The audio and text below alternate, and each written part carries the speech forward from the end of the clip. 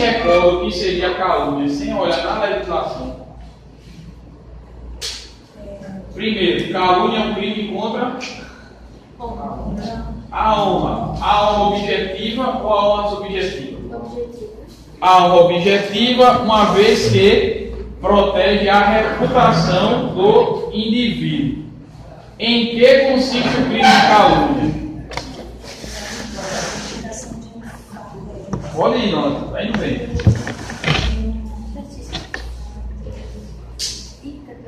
Quem se esqueceu? É por aí mesmo, não. Quem se esqueceu ou não veio na semana passada? A calúnia, dona Amanda, é constituída de um fato determinado. Ou seja, a imputação de um fato determinado, que é falso e que constitui o quê? Ok. Então, para a configuração do crime de calúnia, eu preciso necessariamente desses três elementos. Eu preciso da imputação de um fato determinado. Eu preciso que esse fato determinado seja um fato falso. E esse fato precisa constituir um crime. Se porventura eu disser que Dona Alice é uma ladrona, eu estou praticando crime de calúnia? A resposta é? A resposta é não. Porque para praticar o crime de calúnia eu preciso de quê? De um fato determinado. Eu pratico o crime de calúnia se eu disser, na noite de ontem, Dona Alice subtraiu o carro de Dona Renata. É calúnia porque eu atribuo um fato determinado, o fato é falso e se amolda a uma conduta típica, no caso, ao artigo 157, crime de roubo ou crime de furto, se não for empregada a violência. Professor, foi não isso. Crime de injúria e de difamação? A diferença, pronto. Injúria. Oi? Se vocês me permitirem, como é que eu posso distinguir cada um? Eu tenho. Quero que eu desenvolva um quadro. É bom. Pronto. Sim, antes. Dona Yara falou, eu me lembrei. Dia 2 de novembro, nós teremos nossa primeira aula aqui voltada ao exame de ordem e concurso público. Em um sábado pela manhã. Observando, sobretudo, a parte geral do Código Penal, que é onde se exige mais e onde nós temos pouco tempo de trabalhar. Então, dia 2 de novembro, a partir das 9h30 até meio-dia, aqui na Faculdade de Timbaúba, nós teremos aulas tão somente de resolução de questões. Só resolver questões. Então, estão todos os amigos convidados. Quem não puder vir a todas as aulas, não se aperreie não, porque como nós não teremos uma sequência, como temos aqui normalmente, é só resolução de questão, Pedro. Quem faltar um sábado, vindo numa outra aula seguinte, dá certo. Então, dia 2 de novembro, 9h30, será o nosso primeiro encontro. Nós temos ali a calúnia, terei a difamação e, por fim, eu tenho a figura da injúria. Todos os crimes contra a honra. Entretanto, a primeira distinção que vamos colocar aqui é em relação ao objeto jurídico. O que cada crime protege? Na calúnia e na difamação, nós temos a honra objetiva. Nas duas. Ô Arthur, o que molesta é honra objetiva, é a reputação. É o prestígio que a pessoa goza perante a comunidade com que ela interage. Quando eu venho para a injúria, e sempre é importante ter cuidado com a injúria. Com a injúria nós temos, Amanda, uma proteção à honra subjetiva. Enquanto a honra objetiva protege a reputação, a honra subjetiva protege o quê? A autoestima. Exato, a autoestima. Então, Alice, a calúnia e a difamação protegem a honra objetiva. Na injúria, a proteção é da honra subjetiva. Em seguida, nós vamos ter uma distinção levando em consideração a ofensa que é realizada. Meu amigo Fabiano, na calúnia eu tenho uma imputação de fato determinado.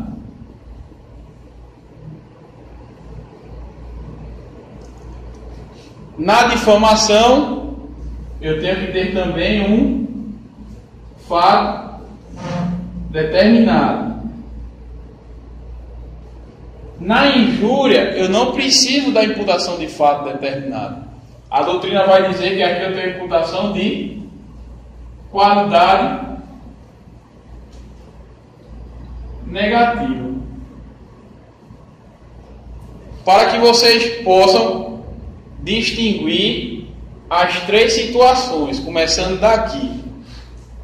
Eu tenho que utilizar a expressão para que vocês entendam. Então, por fim, acadêmico está valendo. Chamar Arthur de viado é injúria. Porque me chamar de viado não me atribui a prática nenhum fato determinado, mas me atribui uma qualidade negativa. Ô Arthur, e se tu de fato for homossexual, ainda assim constitui o crime de injúria? Sendo verdadeiro ou não, a pessoa ir rogando esse termo com a intenção de ofender, pratica o crime de injúria. Difamação.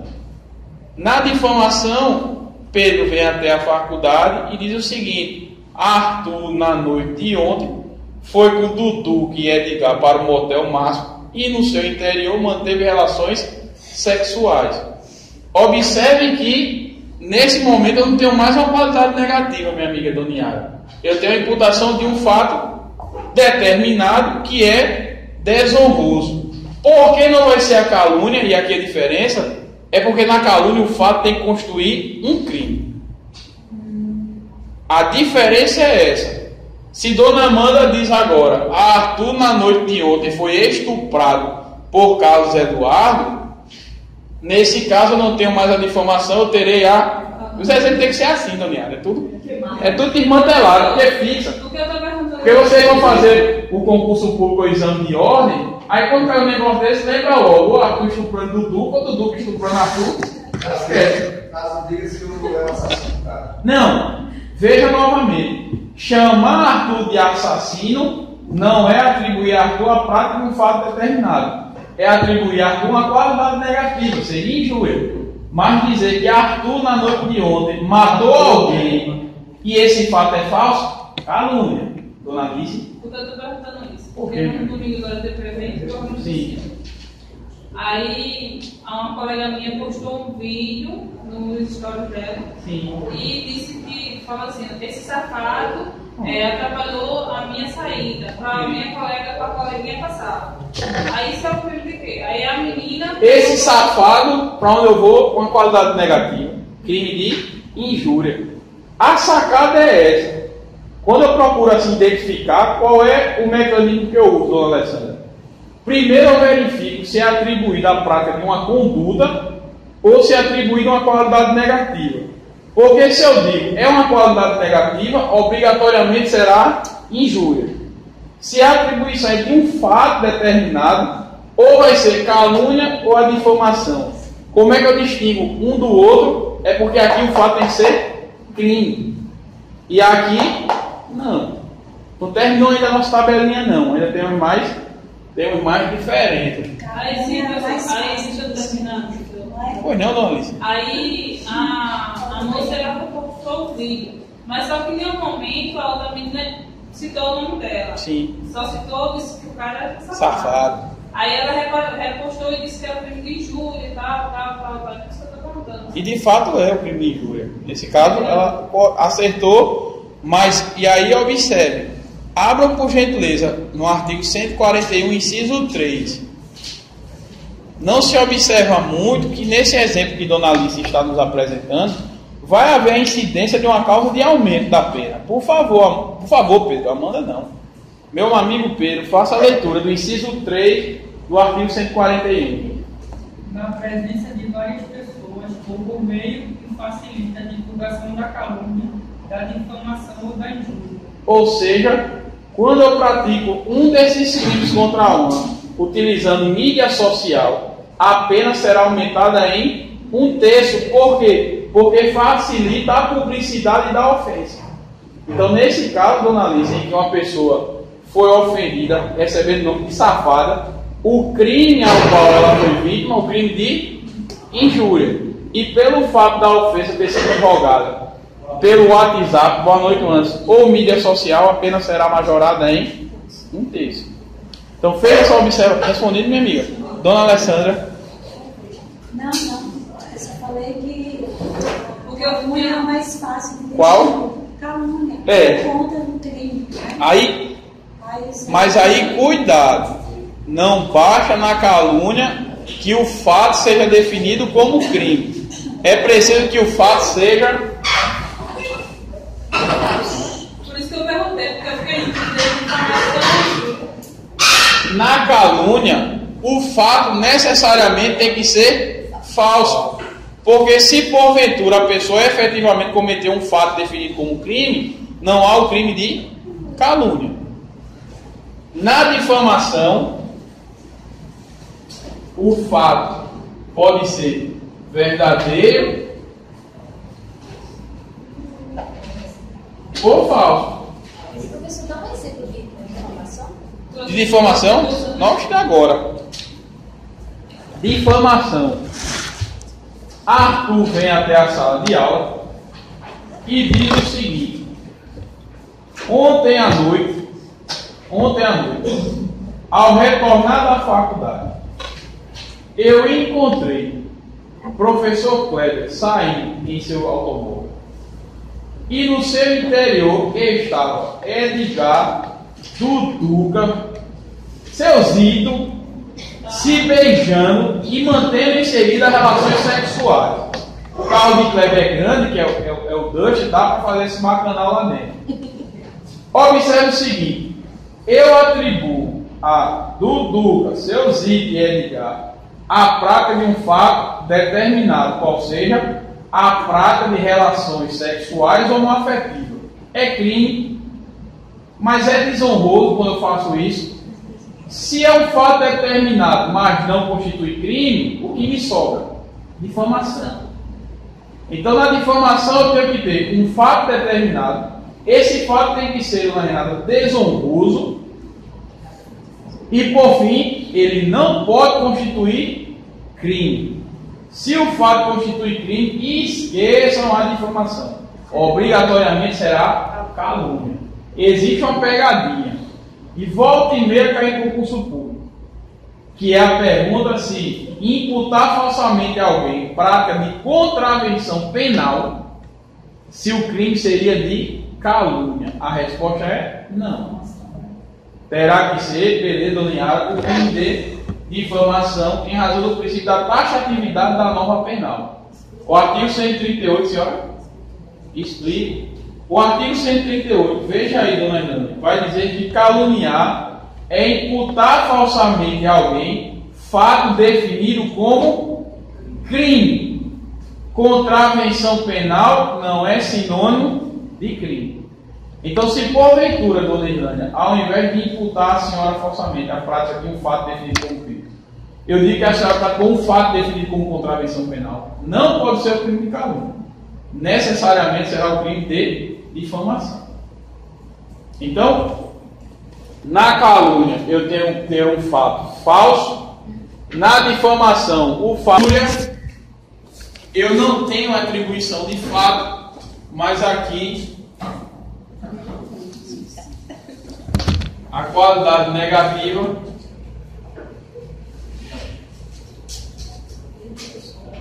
verdadeira ou falso. Dona Renata vem à faculdade e diz: Arthur é um gordinho crente safado. Que eu sou gordinho é verdade. Que eu sou crente é verdade. Que eu sou safado, aí fica na incumbência de vocês me julgarem se eu sou safado ou não. Observe que o fato de ser gordinho e crente, mesmo sendo verdadeiro, ainda assim não afasta a prática do crime de injúria. Porque, diferente da calúnia, eu não preciso que a atribuição dessa qualidade seja falsa. A intenção é ofender. Se alguém me chama de gordinho safado com a intenção de me ofender, comete um crime. Então nós temos essa diferença. Calúnia, o fato tem que ser falso. Na difamação, pode ser verdadeiro, como pode ser falso.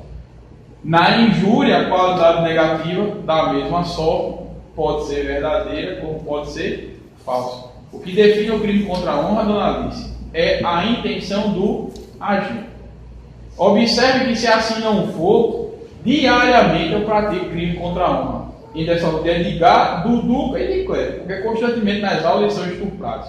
De modo que, quando eu os cito, mas não com a intenção de ofendê-los, tão somente com aquilo que a doutrina chama de ânimo jocante, na brincadeira, na resenha, o dolo, que configura os crimes contra a honra, não está presente. Eu não tenho a intenção de ofender. Então, sabendo disso, nós vamos para mais uma distinção, e essa, a partir de agora, é o que é mais utilizado em concurso público.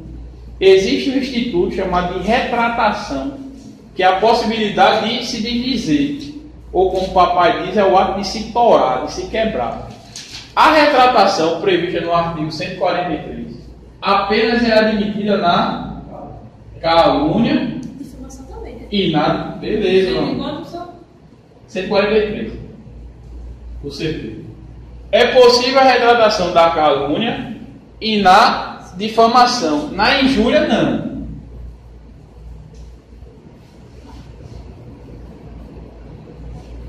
Porque não cabe, dona Hernânia, a senhora tem ideia o que levou a Tiririca a dizer que cabe retratação na calúnia e na difamação, e na injúria ele dizer que não cabe. Lembrando que a injúria é um crime contra a honra. Porque observe que a calúnia e a difamação, a honra protegida é a objetiva, é a reputação. Em tese, é possível reparar o dano causado à reputação. Mas quem repara o dano causado à autoestima? Esse aí repara. Então, por isso que a retratação não é admitida na injúria, mas se admite tanto na calúnia quanto na difamação. Ok? Aproveitando o ensejo, Pedro, lê o artigo 143, para que vocês entendam o que seria esse ato de se retratar. O querelado, que antes de sentir-se se retrata cabalmente da calúnia e da difamação, fica isento de crime. Observe que nos crimes contra a honra, se antes da sentença, quando se fala em querelado, vocês podem colocar aí ao lado. O querelado é o acusado. O querelado é o acusado. E no segundo horário nós vamos ver uma queixa-crime para que vocês entendam essa terminologia. Nos crimes de ação penal privada, dona Alice, o Estado é provocado por meio do oferecimento de uma petição inicial chamada de queixa-crime. Na queixa-crime, a vítima é chamada de querelante e o acusado é chamado de querelado. O que o artigo 143 está me ensinando é que, se até a sentença o querelado, leia-se o acusado, se retratar acerca da ofensa por ele invocada, diz o artigo 143 que ele estará isento de pena. Anotem ao lado do 143, no caderno não dá certo não, ao lado do 143, anotem o termo ato unilateral. Ato unilateral. A mesma coisa seria Não. Veja. Postar. Senhora? E não é nem só isso, dona Yara. Postar e depois apagar não é conduta que indica a retratação. A retratação é quando, após a ofensa, o ofensor se retrata no sentido de dizer que aquilo que por ele foi dito não é verdadeiro.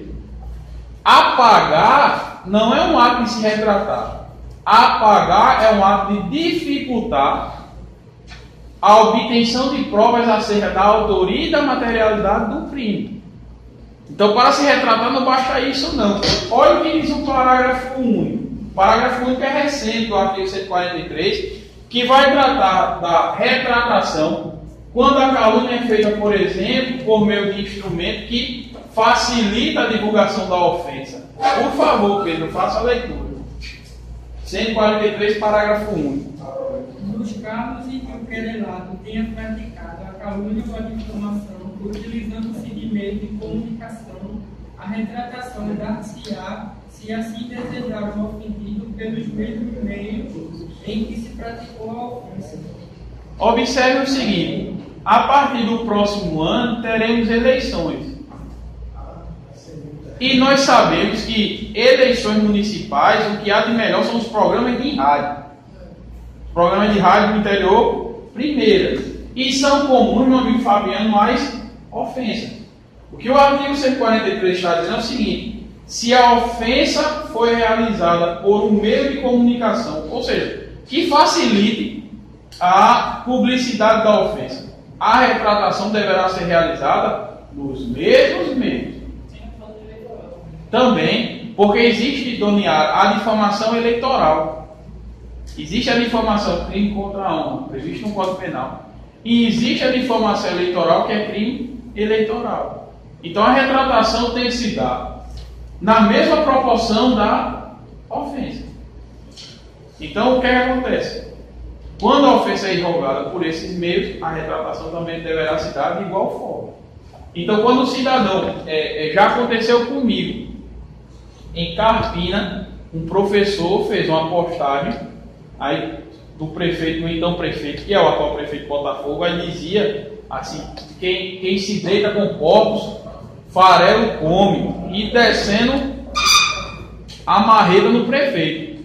No dia da audiência, eu perguntei o seguinte: antes da audiência, eu perguntei ao professor, meu amigo, já que o senhor tem tanto ódio no coração em relação ao prefeito, eu posso escrever uma retratação para o senhor? Aí ele disse: pode. Aí eu escrevi uma retratação, teve retratação. Juntei nos áudios. Na audiência, já fizemos a anotação do 143? Sim. Vamos anotar exatamente o que eu vou dizer agora. Na audiência, a advogada do então prefeito disse: Botafogo não. Daqui a pouco eu digo que é para votar. Botafogo não aceita, porque ele ofendeu via Facebook e é muito pouco assim de retratação. O que foi dito por mim, e em seguida eu vou dizer o que será votado. Eu disse: doutora, a retratação é um ato, e aí é o que é para anotar, ato unilateral. Perfeito. Já disse? E disse que eu não disse? Eu disse que sim. A retratação é ato unilateral. O que isso significa? Independe da aceitação da vítima. Repito, senhora? Repito, a retratação independe da aceitação da vítima. De modo que o ofensor ofertando a retratação implica dizer que na esfera penal, não estou falando da esfera civil, não somente da esfera penal. Na esfera penal, o juiz não somente deverá extinguir a punibilidade do agente. Então o que acontece? Eu ofendi a Alice. A Alice oferece uma queixa-crime contra mim. Em juízo eu digo: dona Alice, eu quero me retratar. Dona Alice aceitando ou não, a retratação será admitida pelo juízo. E aí a consequência é a extinção da punibilidade. Ô Arthur, eu posso discutir isso na esfera civil? Pleitear uma ação de indenização? A resposta é: pode. O que estamos dizendo é que... Senhor? Mesmo após a retratação. Mesmo após a retratação. E agora, o porquê disso? O porquê. Vamos entender agora na própria legislação. Abra, por favor, agora. Eu já sei que a retratação é ato unilateral. É causa de extinção da punibilidade. Vamos ver onde está o fundamento disso. Artigo 107, inciso 6 do Código Penal. Por favor, Pedro, faça a leitura do caput do artigo 107 e em seguida faça a leitura tão somente do inciso 6. 107, inciso 6. Extingue-se a punibilidade. Ou seja, o Estado perde o seu poder de punir, inciso 6, Pedro, pela retratação do agente nos casos em que a lei admite. Ou seja, a retratação do agente, que nós estamos estudando é causa de extinção da punibilidade. O Estado perde seu poder de punir. Ok? Qual é o desdobramento disso, dona Alice? A vítima diz: rapaz, eu não estou satisfeito com isso, não. Eu fui ofendida e eu não vou ter nenhum sancionamento para ele, eu não vou ter reparação nenhuma. Próximo artigo, e aí prepara o marca-texto. Artigo 67 do Código de Processo Penal. Abram aí, por gentileza, do CPP. 67. Artigo 67 do Código de Processo Penal. O artigo 67 vai tratar de decisões tomadas na esfera penal, que não vão fazer o quê? Coisa julgada na esfera civil. Quando escuto esse termo coisa julgada, vocês se lembram de quê? A matéria não pode ser mais discutida. Então o artigo 67 vai dizer: olha, essas decisões tomadas no penal não interferem em nada em uma demanda civil. Inciso 1 diz o que, Pedro? O despacho de arquivamento de inquérito ou das peças de informação. Inciso 2. A decisão que julgar extingue a punibilidade. Ponto. Observem que retratação é causa de extinção da punibilidade do agente. E o artigo 67 está me dizendo o quê? Que, embora com a retratação na esfera penal a punibilidade esteja extinta, isso não inviabiliza a propositura de uma ação na esfera civil. Então, a retratação é causa de extinção da punibilidade? Verdade. Impede o ajuizamento de uma ação civil? Não. Impede o prosseguimento da demanda penal, mas o futuro ajuizamento de uma ação civil de forma alguma. Aqui na faculdade existem queixas-crimes tramitando de aluno contra aluno. De aluno contra aluno. E ele, rapaz, acaba com a besteira, pede desculpa, que é a retratação, pede desculpa, acaba, não vai até o fim, não certo. Quando perder a primariedade e se acabar o concurso público, eu não acho ruim. Que parece uma besteira, você precisa, não dá em nada não. De fato, uma queixa-crime por um crime de calúnia, não existe ninguém no Brasil preso por conta disso. Mas existem outros efeitos negativos da sentença penal, além da aplicação de uma sanção dessa. Perder a primariedade é uma delas, e outra, tornar certa a obrigação de reparar o dano. Mas, veja, aí a pergunta da Inlândia: cabe retratação na injúria? Já foi dito que não. Assim, Senhora? os efeitos. Também. Os efeitos, abram aí agora o artigo 91 do Código Penal. Artigo 91 do Código Penal nos interessa a princípio, então somente o inciso 1. Observe que o caput vai dizer o quê? É efeito da sentença penal condenatória. Inciso 1, tornar certa a obrigação de reparar o dano, de indenizar. Ou seja, dona Inlândia, quando alguém é condenado pela prática do crime de injúria, está certa a sua obrigação, o seu dever de reparar o dano na esfera civil. Não se discute mais se o fato aconteceu ou não. Não se discute mais quem foi o autor do fato ou não. Obrigado. Se discute tão somente o valor que será estabelecido pelo juízo para reparar o dano.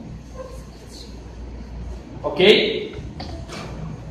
Então, cabe retratação da calúnia, cabe retratação da difamação, mas não cabe na injúria. Vejam todos no código agora, o artigo 142. Observe, meus amigos, que no artigo 142 está estabelecido pelo legislador situações em que o indivíduo será isento de pena e que não vai haver punição. O inciso 1 trata da proteção de quê? Dos procuradores e das partes na discussão da causa em juízo. 142, inciso 1. 142, inciso 1. Ou seja, em uma audiência, Arthur e o outro advogado discutem a causa. Em um dado momento, se ofendem, diz o artigo 142 que vai haver isenção de pena. Mas olha a pegadinha. O 142 fala dos 3 crimes, só fala da difamação e da injúria. Não atinge a calúnia. Então, a última diferença é que na calúnia não se aplica o artigo 142 do Código Penal. Então, se porventura em uma audiência eu disser para a parte contrária que no dia anterior ela cometeu um fato definido como crime, eu respondo pelo crime de calúnia. Na difamação se aplica o 142 do Código Penal. E na injúria também. Então a isenção de pena do 142 apenas não atinge a calúnia, atinge a difamação e atinge também a injúria. Ok? Beleza? Dona Irânia, bem? Tudo bem, graças a Deus. Ok, meus amigos, alguma dúvida quanto a isso? Pois bem, para complicar um pouco mais, nós temos a ação penal nos crimes contra a honra. E é cuidado redobrado, porque nós vamos ter situações de ação penal privada e situações de ação penal pública. Primeiro, no crime de calúnia, que é o que estamos estudando. No crime de calúnia, o caput do artigo 145 vai dizer que nos crimes contra a honra, e aí está inserida a calúnia, a ação penal somente se procederá mediante queixa. Ou seja, a ação penal em regra será privada. Quando o legislador me diz, Anderson, somente se procede mediante queixa, é porque a ação penal daquele crime é uma ação penal privada. Ele vai fazer uma ressalva que é acerca do artigo 140 em seu parágrafo 2º, ou seja, quando eu estiver diante da injúria qualificada pelo emprego de, é a injúria real. A injúria preconceituosa é do parágrafo 3º do artigo 140. É a injúria na qual eu utilizo força física ou então via de fato. Arthur, como é que é possível ofender alguém por meio de uma agressão física? Quem é do interior sabe que é um ato extremamente desonroso em uma briga um homem passar a mão na cara do outro. É para desmoralizar o camarada, correto? Quando o cidadão assim procede, chega no rosto do outro e passa a mão para diminuir, para ofender, eu estou diante da figura da injúria real, porque é a ofensa que não se limita à verbalização ou à escrita, é por meio de uma ação física. Então, o artigo 140, parágrafo 2º, vai estabelecer exatamente isso. Pedro, por favor, faça a leitura, porque eu gostaria que vocês marcassem uma expressão, que eu acredito que vocês ainda não ouviram, mas vão saber hoje o que significa. Vai, Pedro. O artigo 140. 140, mas o parágrafo 2º, bota direto para ele. Se a injúria consiste em violência ou via de fato, que por sua natureza ou pelo meu empregado se considerem aviltantes. Quer dizer? Aviltantes, humilhantes. Ou seja, é ação física com a intenção de humilhar. Sabe como é muito comum nomear, jogar um ovo em uma autoridade? Uma autoridade passando, ela pega o ovo e joga na terra do cidadão. Observe que essa ação não é com a simples intenção de agredi-lo fisicamente, mas se também violar a sua honra. Nessa situação, eu estou diante de uma injúria real. O ato de cuspir em alguém, também pode configurar injúria real. Quer ver outro exemplo? Mulher traída. Não sei por que danado. Mulher, quando briga, vai logo no cabelo. Eu não sei qual é a explicação. Não, Mas via de regra. E no YouTube você tem uma série de vídeos de mulher com mulher que vai no cabelo e balança de um lado para o outro. Existem relatos em Timbaúba de mulheres traídas que tosaram o cabelo da pessoa a qual lhe traiu. O ato de tosar o cabelo, passar a maquininha, aquela peladinha, injúria real. Escalpelar e mas na cabeça. Escalpelar foi igual a foto da moça do carro. Escalpelar, nós já vamos para a lesão corporal provavelmente grave. Nada impedindo que seja gravíssima se houver o quê? Deformidade permanente. Pode configurar também a lesão corporal gravíssima. Então, quando eu pratico algum ato, alguma lesão, com a intenção de humilhar, eu terei a figura da injúria real. Quando assim o é, a ação penal será pública, condicionada à representação.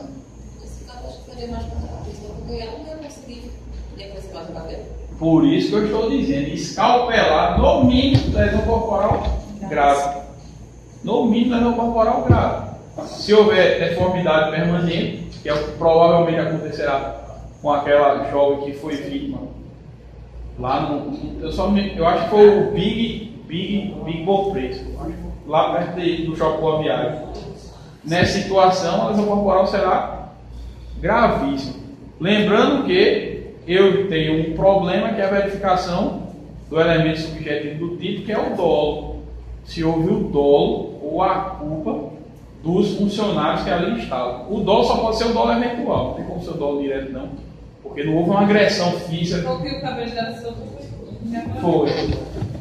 Que ela não estava com o toco em um dado momento, aí parte do cabelo foi capturado pelo motor. Capturou sua cabeça só. Pronto. Pega e puxa. Isso. E aí lembrando, nós estamos falando da responsabilização penal, mas temos também ali, e bem comprovada, a responsabilização na esfera civil. Aí é que foi uma abacaxi. Então, meus amigos, na injúria real, eu tenho uma ação penal pública condicionada à representação. Na injúria, calúnia e difamação, regra geral, a ação penal é privada. É o que o artigo 145 caput me diz.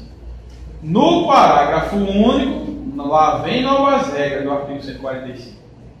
Vai dizer, dona Alice, que se porventura a vítima do crime seja dona Iara, funcionária pública, a ação penal será pública condicionada à representação. Se a vítima for Jairzinho ou então outro presidente, a ação penal será pública condicionada à requisição do ministro da Justiça. Então observem que a regra geral é: crimes contra a honra, a ação penal é privada. Crimes contra a honra em que a vítima é funcionário público, a ação penal pública condicionada à representação. Crime contra a honra em que a vítima é presidente da República ou chefe de Estado estrangeiro, a ação penal será pública condicionada à requisição do ministro da Justiça. Então eu tenho essas três modalidades de ação penal nos crimes contra a honra. Sabendo disso, abram aí uma súmula que volta e meia exigida em concurso público. A súmula 714 do Supremo. 714 do Supremo Tribunal Federal.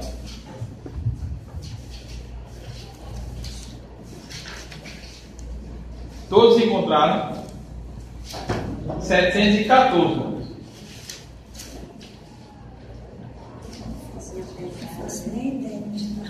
É no final. Logo no final vai ter o primeiro caderno de súmulas, é o do Supremo. Depois vem o STJ.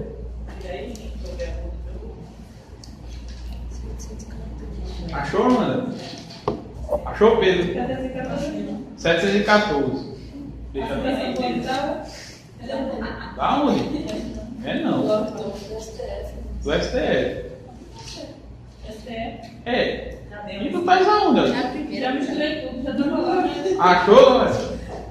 esse. Aqui, ó. É. Achou, Fabiano? Aqui, né? O Anderson achou? Deixa eu lá, será achar, porque o STF, que tem uma... Não existir, é 714. Nossa. STF. Daqui. 714. É 700, tá? Agora Eu nem fiz isso. Dona Alice falou com uma convicção tão grande, meu Deus do céu, o meu está errado. Isso. Marque logo aí. Onde se lê concorrente, coloque alternativa. Onde se lê concorrente? A legitimidade será concorrente. A legitimidade será alternativa. Isso. Ô, rapaz, oxi. O que essa súmula quer me ensinar? Essa súmula me diz que quando eu estou diante de um crime contra a honra e a vítima for funcionário público, embora o Código Penal diga que a ação penal é pública condicionada à representação, é possível que o funcionário público ofereça queixa-crime. Então, isso, a ideia é essa. Doniara é vítima do crime de calúnia. Funcionária pública e ofensa relacionada às suas funções. Diz a súmula 714 que Doniara terá duas opções. Primeira, ela pode representar em desfavor de seu ofensor, e sendo assim a ação penal seria pública condicionada à representação. Como pode Dona Yara oferecer queixa-crime, sendo assim a ação penal privada. Isso só acontece nessa situação. Crime contra a honra praticado contra funcionário público em razão de suas funções. O Estado possibilita que o funcionário público represente e a titularidade da ação penal seja do Ministério Público, porque a ação penal é pública, ou ele próprio pode oferecer a queixa-crime, sendo assim o titular da ação penal. Essa súmula é pegadinha, porque isso não acontece em nenhum outro crime, só nos crimes contra a honra, contra funcionário público e a ofensa relacionada às suas funções. No exercício da função. Não, cuidado, olha, isso é mesmo que o veneno do concurso. Se eu for ao fórum, Dona Yara está na segunda vara, e eu ofendê-la, eu não cometo nenhum desses crimes. Eu cometo o crime de desacato. O artigo 331 do Código Penal vai dizer que ofender funcionário público no exercício de suas funções é desacato. Ô Arthur, e qual é a diferença então dos crimes contra a honra e dos crimes e do crime de desacato? No crime de desacato, o funcionário público está como no exercício de sua função. Nos crimes contra a honra, eu o ofendo e a ofensa é relacionada às suas funções. Eu aqui digo, mas rapaz, Dona Yara lá na segunda vara, pense numa funcionária preguiçosa. Qual é o crime? Injúria. Porque ofendi funcionário público e a ofensa está relacionada às suas funções. A ação penal, pública condicionada à representação ou privada, a depender do critério de Dona Yara. Mas se eu vou à segunda vara, está lá Dona Yara trabalhando, Dona Yara, mas a senhora é preguiçosa, viu? Nesse caso, o crime será de desacato. Mas tem que estar relacionado à função. Exato. Se não estiver... Não. Enquanto Dona Yara, no meio da rua, ou qualquer funcionário público, e começa a ofender, e a ofensa não tem nenhuma relação com o trabalho. Será um crime contra a honra? Sim. Mas, nesse caso, a ação penal será privada, porque não tem nenhuma relação, nenhum contato com o desempenho de suas funções. Isso é pegadinha de concurso, você saber distinguir quando é o desacato e quando é o crime contra a honra. Pedro, faça a leitura, Pedro, só para dar o fechamento nisso. E os amigos acompanhem. Artigo 331 do Código Penal. Artigo 331 do Código Penal, por gentileza.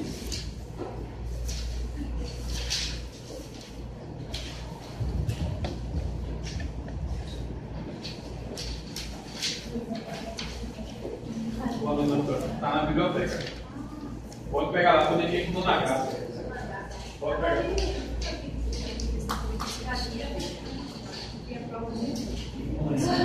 Pergunta a sua ele, tá? Tá ali, ó. Se não tiver ninguém, deixa ela na cozinha. A gente vai ligar, quando você já vai estar aqui. Eu vou fazer qual funcionário. Com certeza. Eu marquei. Me deu uma olhadinha. Você já vai ali mesmo. Deu uma olhadinha do que eu marquei. Que basicamente.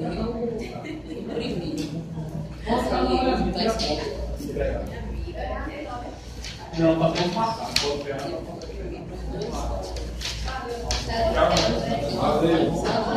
Oi. Dia 2. Com certeza.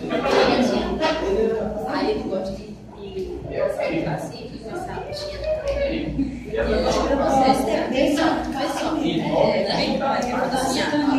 Se eu passar, se eu passar, vai dar um cemitério. Não? é doido, né? 3, 3, 1, Pedro, vai.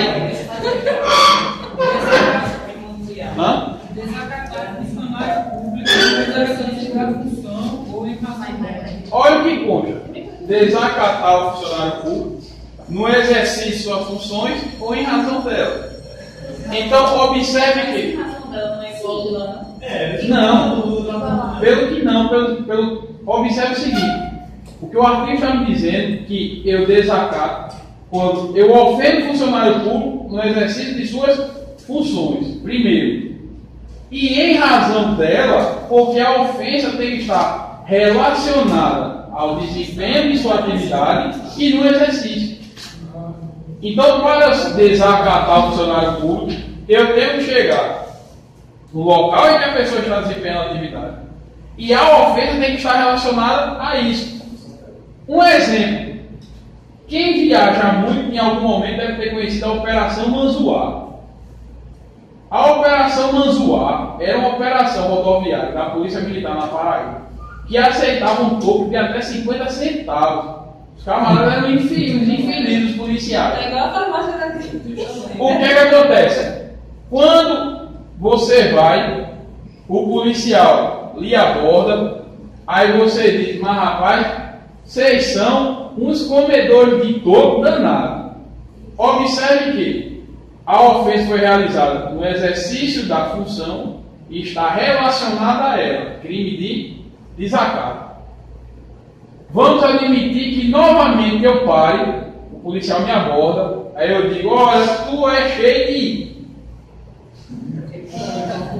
cheio. O crime vai ser desacato?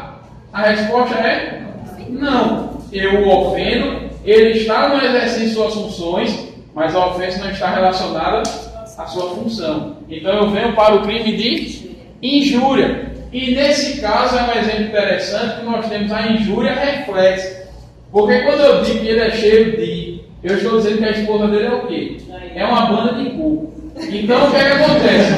Nessa situação, eu ofendo não somente a pessoa do policial militar, ofendo também de forma indireta a sua esposa.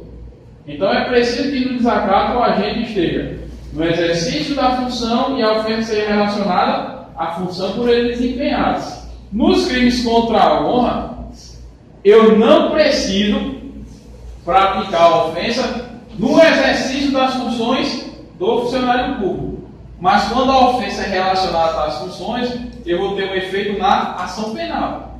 E aí nós temos a súmula 714 que vai dizer que aí cabe ao funcionário público optar por representar, e a ação penal assumiria a natureza de fuga condicional da representação, ou então ele poderá oferecer a queixa-crime, e assim o sendo nós estaríamos diante de uma ação penal privada. Ok? A 61.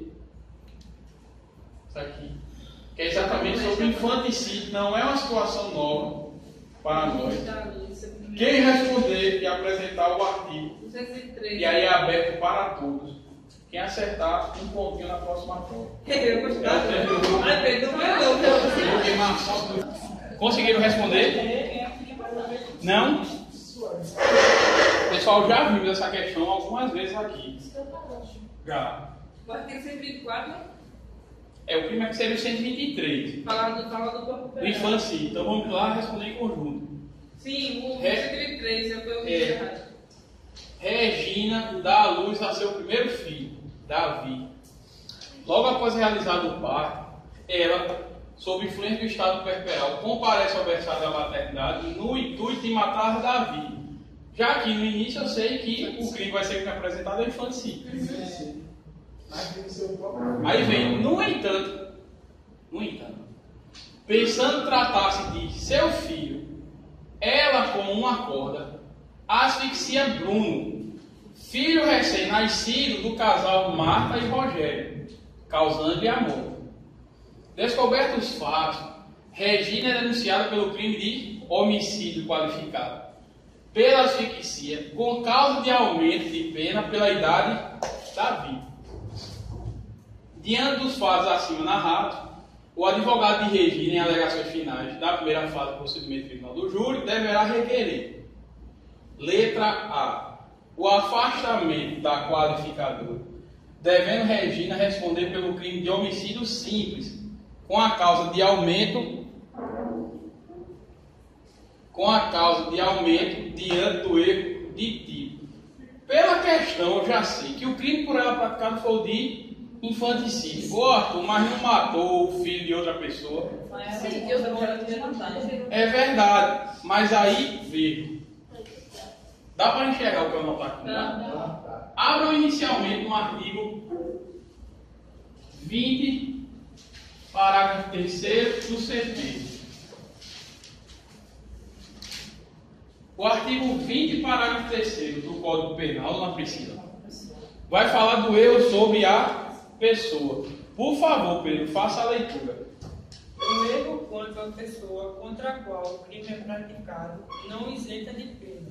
Não se consideram, neste caso, as condições ou qualidades da vítima, senão as da pessoa contra quem o agente queria praticar o crime. Ou seja, quando existe o erro sobre a pessoa, eu vou observar aquilo que a doutrina chama de vítima virtual, que é a vítima que eu pretendia atingir. A senhora Regina queria matar Davi, mas, por erro, mata o filho recém-nascido de outra pessoa. Se a questão dissesse que Regina matou o filho de Marco e Rogério, sabendo disso, o crime dela era de homicídio. Porque para o infanticídio ela teria que matar o seu próprio filho. Então, nesse caso aqui, existe o quê? A gestante, que em estado puerperal, mata o filho recém-nascido de outra pessoa, imaginando ser o seu. Até aí, beleza. Vejam o 73. O 73 vai tratar do erro de execução. Por favor, Pedro. Quando for acidente ou erro no uso dos meios de execução, o agente, ao invés de atingir a pessoa que pretendia ofender, atinge pessoa diversa. Responde como se tivesse praticado o crime contra aquela, atendendo-se ao disposto no parágrafo 3º do artigo 20 deste Código. No caso de ser também atingida a pessoa que o agente pretendia ofender, aplica-se a regra do artigo 70 deste Código. Veja que interessante. Isso. Artigo 20, parágrafo 3º e artigo 73 tem a mesma regra. Vai dizer que quando eu atingo pessoa diversa da qual eu pretendia, aplica-se a pena correspondente à pena que eu seria em meu desfavor se eu atingisse a vítima desejada. Entretanto, são institutos, dona Yara, diferentes. E a minha pergunta é: consegue observar a diferença desse para esse? Onde está o que caracteriza um e o que caracteriza o outro?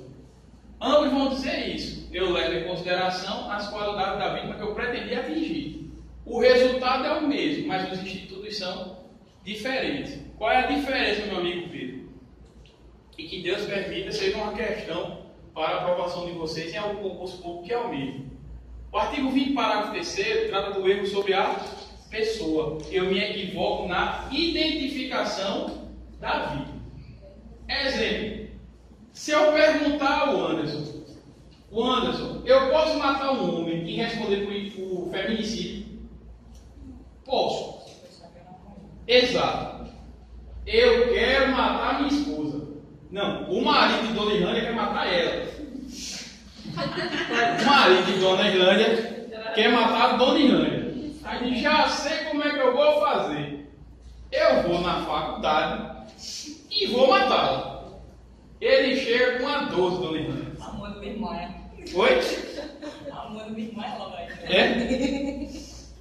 Ocorre que ele procura saber onde é que é o bloco de Dona Irlândia. Aí eu já bloco A, alguma sala. Eu para brincar, eu digo, hoje eu vou me fantasiar de Dona Irlândia. Nossa complexão física nos ajuda nisso. Eu coloco a peruca, o óculos já tenho, passo a maquiagem e fico sentado aqui na cadeirinha. O cidadão chega, dá um cheiro em mim, diz, é minha esposa, encosta o cano da 12, efetua um disparo no meu pescoço, desmantelo o feito. Só que quando ele vê o rosto, vê que é Arthur e não Dona Irlândia. Nessa situação eu estou diante da figura do erro sobre a pessoa. Eu me equivoquei na identificação da vítima. Qual a regra? Aplico a pena como se Dona Irlândia efetivamente tivesse sido a vítima. Responda a lei. Isso, responderá não pela Lei Maria da Penha, porque o feminicídio é quando previsto no Código Penal. Então, responderá por feminicídio sem ter matado uma mulher. É possível por conta do erro sobre a pessoa. Na aplicação da sanção, leva-se em consideração quem ele pretendia atingir. Era a esposa dele.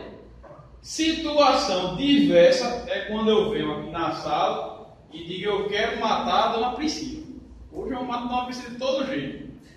Chego aqui na sala, mas sou um atirador ruim e só o Anderson. Efetuo o disparo, não pego Dona Priscila, pegue o Anderson morre. Observe o que, minha amiga Priscila? Não houve erro. Pronto, dá certo mesmo. Obrigado, Léo. Eu efetuo um disparo em detrimento da Dona Priscila. A bala ricocheteia lá atrás, volta e pega a Dona Irlândia. Resultado. Olha o que acontece. Tem que mover, né, Dona? Olha o que acontece nessa situação. Eu não errei na identificação da vítima. Eu quero atingir Dona Priscila, a identifiquei corretamente.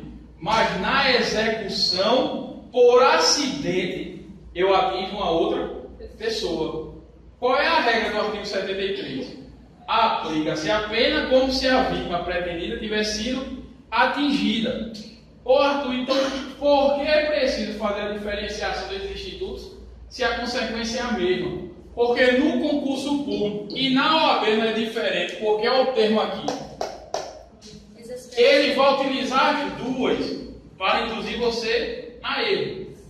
Como a consequência é a mesma, você se confunde facilmente.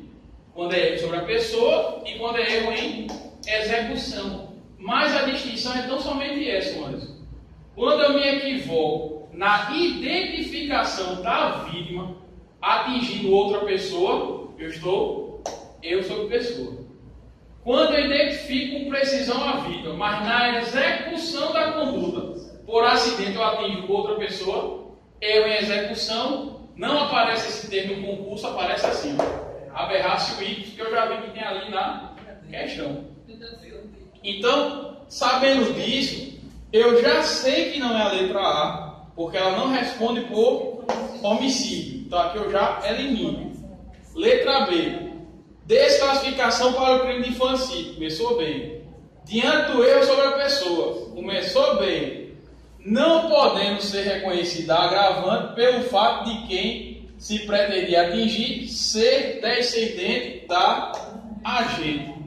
Ser descendente da vítima é circunstância agravante. Mas por que não vai ter aplicação aqui? Não. Letra C, que todo mundo está dizendo que é. Desclassificação para o crime de infanticídio diante do erro de execução. É errado, erro sobre a pessoa. Letra C não é. Letra D, desclassificação para o crime de infanticídio diante do erro sobre a pessoa. Olha a distinção. E aqui não, Priscila, uma dica para a senhora, para que a senhora não tenha medo. Observe que nas questões do exame de ordem, 4 alternativas, 2 completamente erradas e 2 que colocam em dúvida. E observe que o texto é o mesmo, só muda o final. Então eu sei que está por aqui. Olha o que diz a letra D. Desclassificação para o crime de infanticídio, correto. Diante do eu sobre a pessoa, correto. Podendo ser reconhecido agravante de o crime ser contra descendente. É errado. Por que aqui está errado e por que aqui está certo? O assunto que é a cara de Dona Alice. Toda vez que eu falo, o bis em idem. Observe, Dona Yara, que ser descendente é circunstância elementar do infanticídio.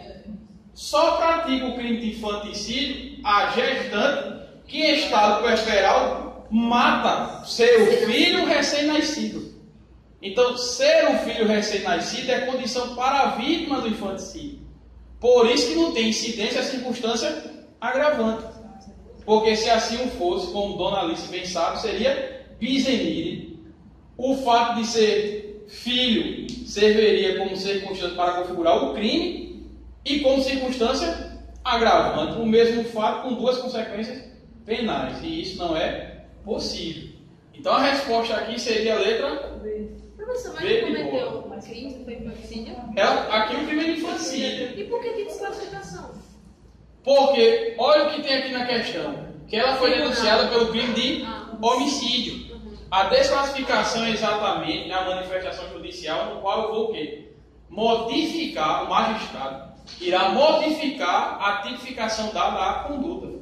Aqui nunca foi homicídio. Aqui todos sabem que corresponderia ao crime de infanticídio. Compreenderam? Porque a letra B? Ok? Um ponto para todo mundo. Eu não sei disso não, de maior. Mas ele perguntou quem acertou, né? Ele começou a justificar, não foi? Para todo mundo. Que acertar. Tem quantas pessoas? 10 pessoas na sala. Foram 6 questões? São 12. 6 questões de penal e 6 questões de processo. Cadê? Chorar porque amada. Por quê? Se eu ainda tô chorando porque eu tô no travesseiro. Oxi, por quê? Porque dorme, né? Você chora, chega e dorme. O 62. Resolvemos essa questão no mesmo sentido, Dona Priscila, semana passada.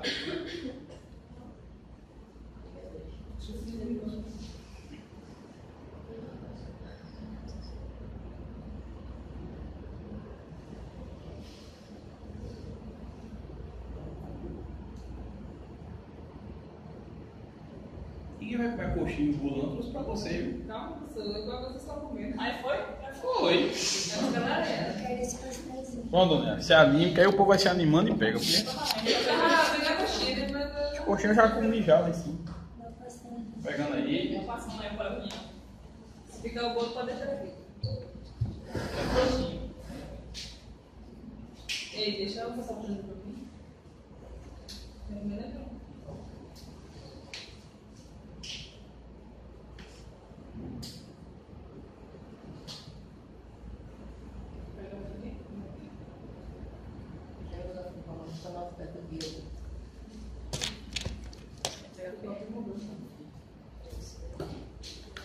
Vai saber quem.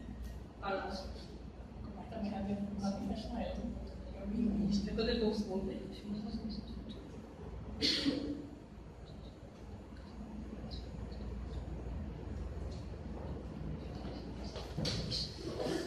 O que é isso aqui?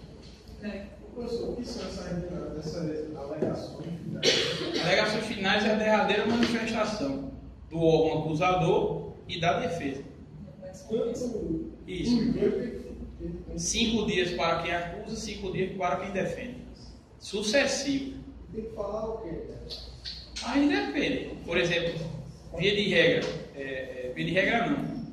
Durante a instrução, a tese de defesa é negativa de autoria. Então, nas alegações finais, eu tenho que apontar o que foi colhido durante a instrução que dá fundamento à minha tese. A materialidade. E a autoria. Que o jogo penal é simples assim.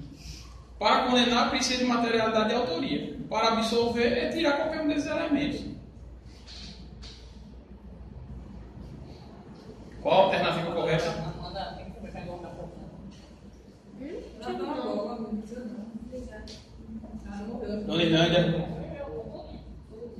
acertar, vai correr de novo.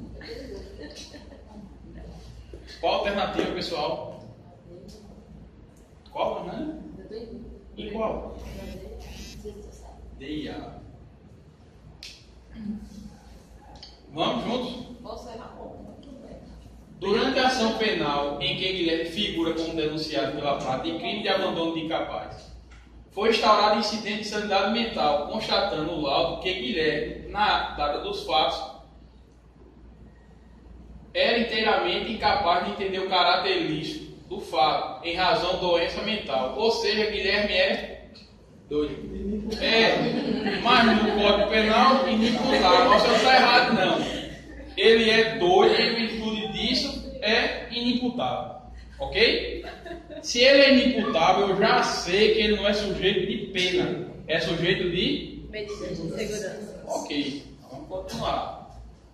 Durante a instrução, não foi indicado, porém, qual seria o tratamento adequado para Guilherme. Durante a instrução, os fatos imputados na denúncia são confirmados. Mais ou menos.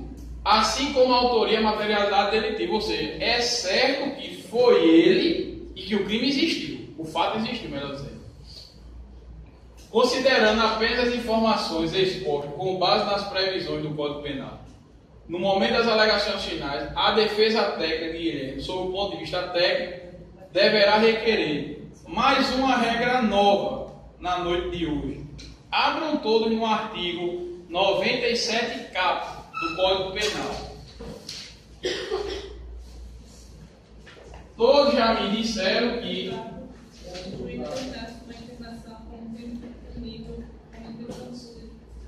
todos me disseram que ao inimputável,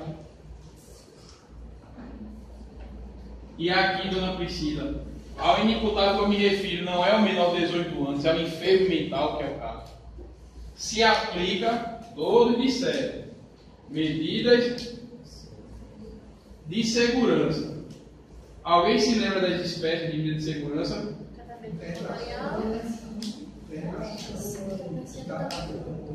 Eu tenho a internação e eu tenho o tratamento ambulatorial. A regra de hoje, quando eu aplico um e quando eu aplico o outro. O artigo 97 do CAP vai dizer que a internação se destina aos crimes punidos com reclusão. Não tem isso escrito aqui não, eu sei. É porque na segunda parte do CAP tem dizendo que o tratamento se aplica aos crimes punidos com detenção.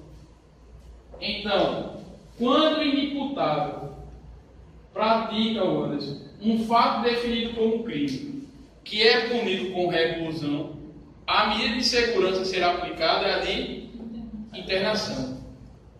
Quando o inimputável pratica um fato definido como crime, punido com detenção, eu sei que a medida a ser aplicada será o de tratamento ambulatorial. Olha a pegadinha da questão, dona Yara. Aqui no começo.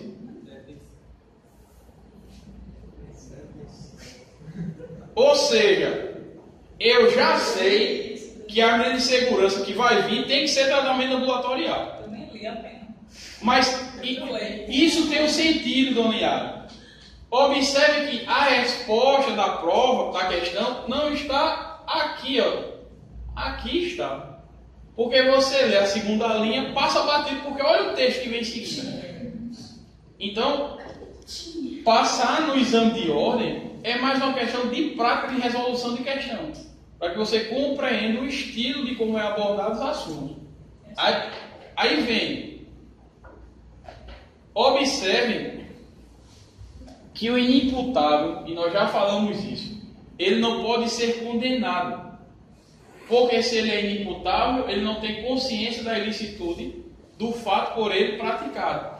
Logo, ele não comete crime. Por não cometer crime, ele não pode ser condenado em hipótese alguma, Pedro. Ele tem que ser absolvido.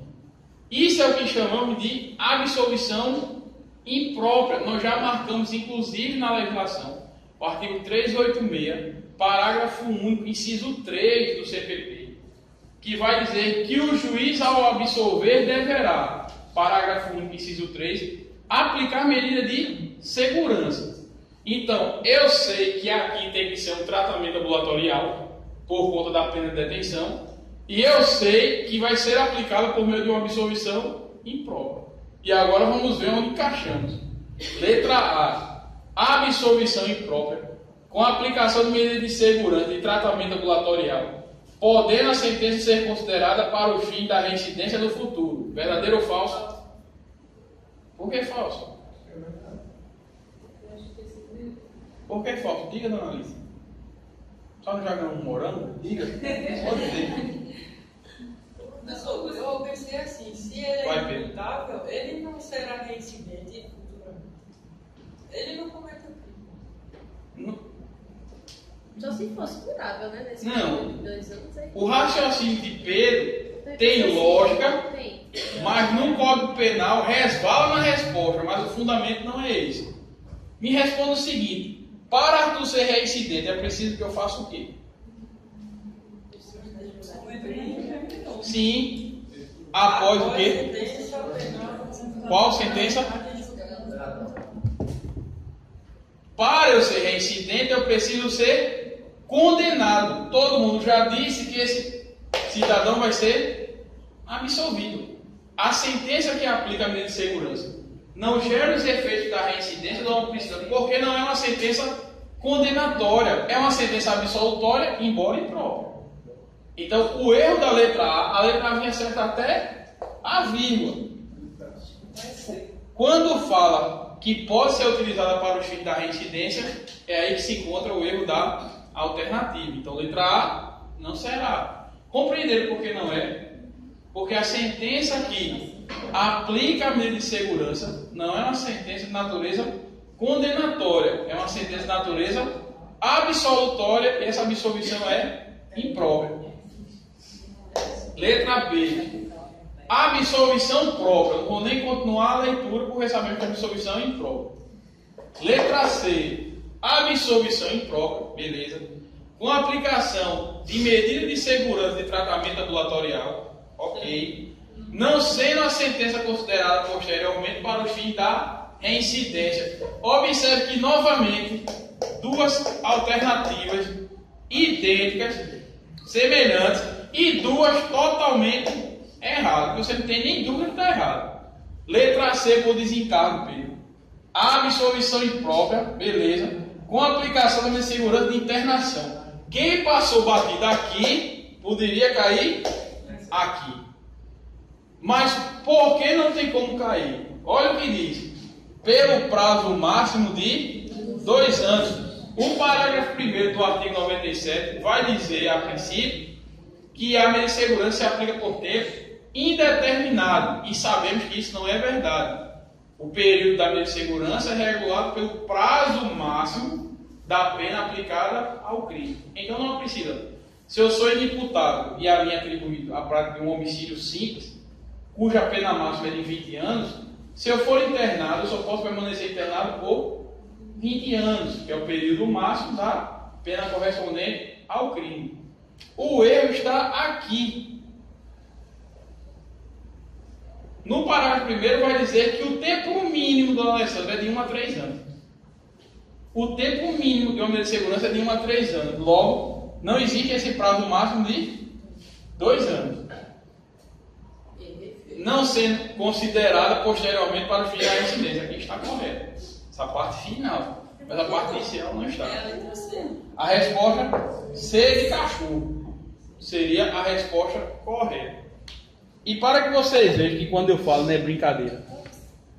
Que vai tirar foto? Mas tem no nosso grupo, viu?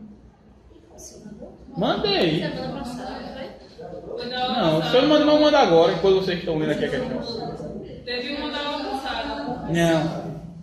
Pessoal, crimes contra a honra não é brincadeira, porque por ter muitas regras, sempre cai. Eu gostaria que vocês lessem a questão, tão somente, não procurem responder ainda não, porque nós vamos conhecer 2 institutos relacionados aos crimes contra a honra. E agora eu vou passar para Vamos lá pedir vocês.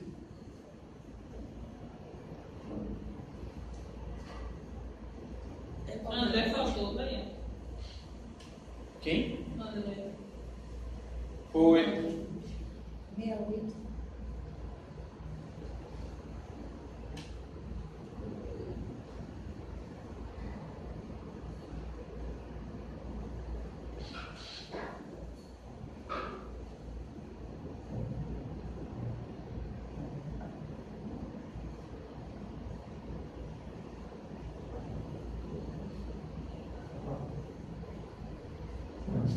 Isso aqui é um abacaxi. Porque são muito grandes para quem estuda, hein? Para que você não passe. Mas a ideia é essa. É cansar, né? Exato. Cansar, lembrando, são 80. 80 questões. Para encontrar em 40.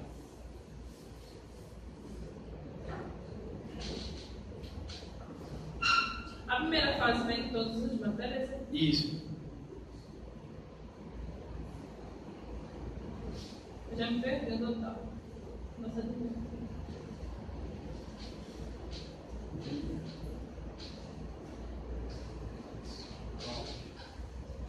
Pessoal, eu passei esse exame de ordem, passei outro que discutimos semana passada. Um modelo de queixa-crime e um modelo de denúncia.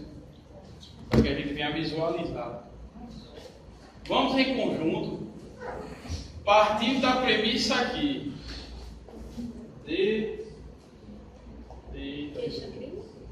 Sim, eu quero encontrar os crimes. deixa de constituir. Estão vendo os crimes contra um que foram praticados? Aqui, pronto. Crime de calúnia e crime de ação penal. Qual é a regra? Ação penal privada. A ação penal privada somente se procede mediante queixa. A queixa possui um prazo. Abram todos no artigo 103 do Código Penal.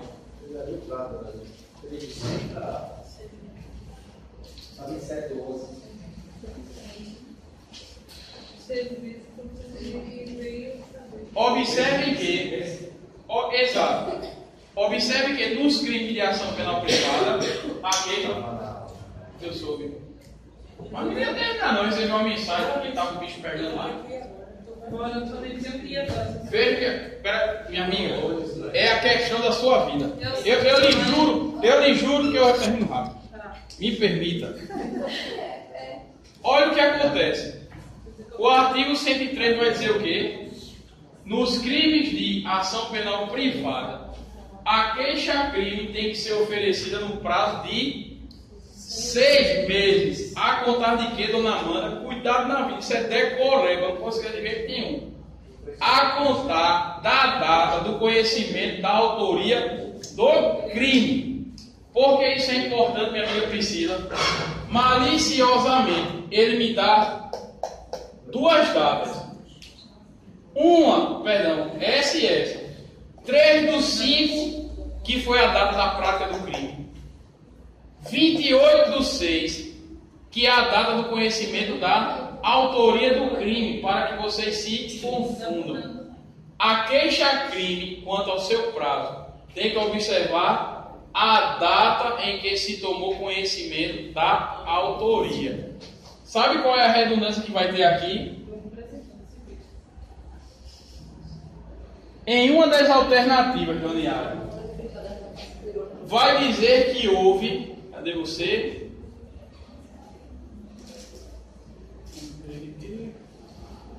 Vai dizer que houve a decadência.